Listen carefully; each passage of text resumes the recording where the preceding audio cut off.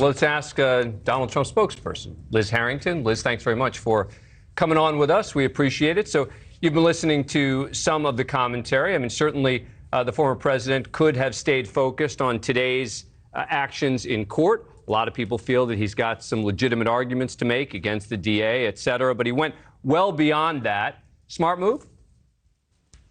Well, what he did was lay out exactly where we are as a country, which is very perilous. And it's not a message to his quote unquote base. It's a message to all Americans, because what he just said affects every American. If we don't have equal justice under the law, if the dollar is no longer the world's reserve currency, if the U.S. is marched into World War III, when we lost our energy dominance that was secured under President Trump, all of these issues affect every single American. And at the core of it is what he laid out at the very beginning. The only thing he's ever been guilty of is defending this nation from the people who are in the process of destroying it. So this is very serious, and it's a message to all Americans, and it's waking a lot of people up. Well, I don't know that it's waking people up, right? I think a lot of people are aware of the divide in the country, et cetera, right? But is there no difference between any of these investigations, right? I mean, because, I tend to look at things issue by issue, right? Case by case. And I'll say, as I've said publicly, that I think that it was a mistake from Alvin Bragg to bring this case against Donald Trump. I've said that publicly. And yet there's a very different situation going on, for example, with the special counsel's investigation. I don't know what he's going to find. And yet Donald Trump is already calling him a lunatic and a bomb thrower, et cetera. There's no evidence that he's a lunatic or a bomb thrower. So why go there?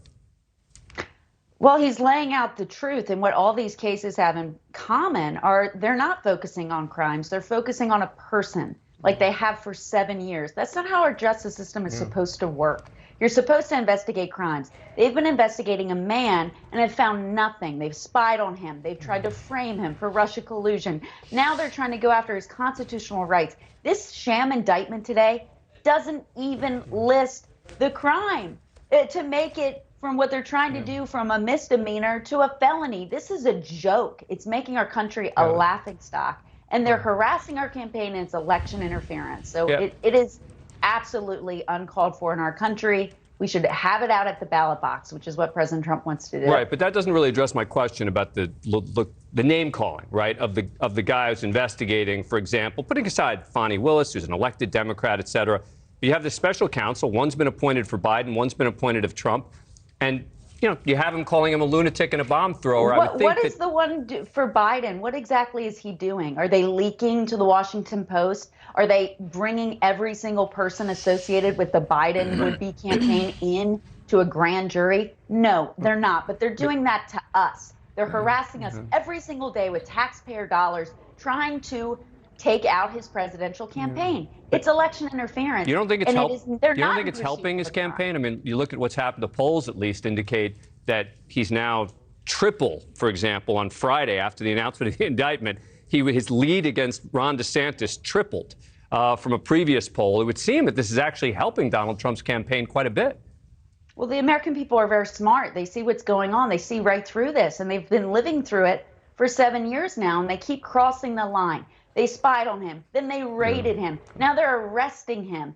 This is not what we do in the United States of America. This is what they do in third world countries. And this is why more and more people are galvanizing behind him and supporting him, because it's not about him. It's about the future of our great country. If we're going to have the rule of law and not just the rule of a corrupt political class that is running this country into the ground, and it's affecting every single one, every single person in this country, when they go to the grocery store, when they go to the gas pump, when they try to feed their families. I mean, this is a country that, as President Trump said, is in decline, and it's because of this corrupt ruling class that is trying to stop President Trump. Liz Harrington, thank you very much for your time. Appreciate it. Hey, thank you for watching.